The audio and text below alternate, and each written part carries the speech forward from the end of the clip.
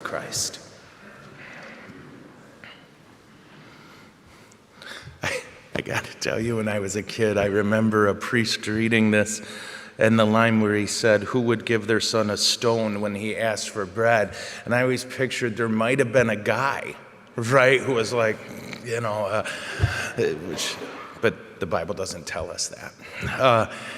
It's funny approaching this gospel today with such personal heartbreak and trying to work through things in my own life and that thing, and I'm sure you all, if you're here, there's a 79,000% chance you're worried about your family, spiritually, physically, and if you're like me, you've asked God, right? Do something, get them back into church or heal their bodies or heal their souls.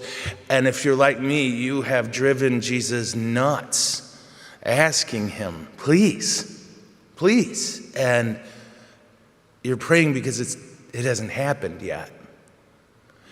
And today, again, just a lot of heartbreak that I just kept giving to the Lord. Sit in front of the Blessed Sacrament with my dad, and both of us just, Lord, seriously, do you remember the whole seek and you will find, knock, and we're seeking, we're hitting the door so hard our spiritual hands are bleeding. And what do we do with that heartbreak?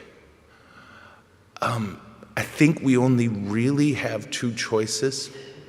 One is to keep going. He doesn't say, knock and the door will be opened in 2 minutes. And he doesn't even say it will be opened to a world we envision. Right? What God is promising is that he's doing something.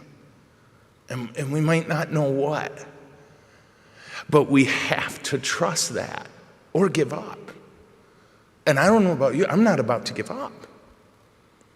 And so I think today, as we receive him in the Eucharist, our prayer is oddly enough for the gift of prayer.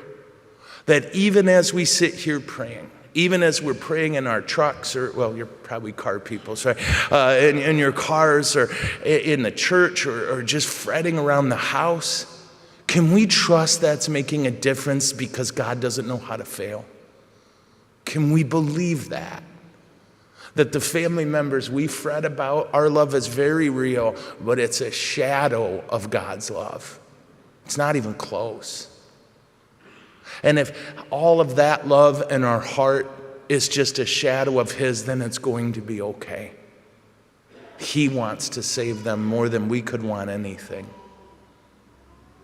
So today, I think it's good to bring our heartbreak to the Lord.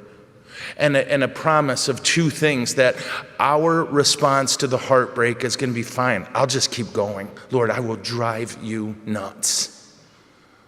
And two, a ridiculous amount of trust that he might not be doing what we want, but he's doing what needs to be done.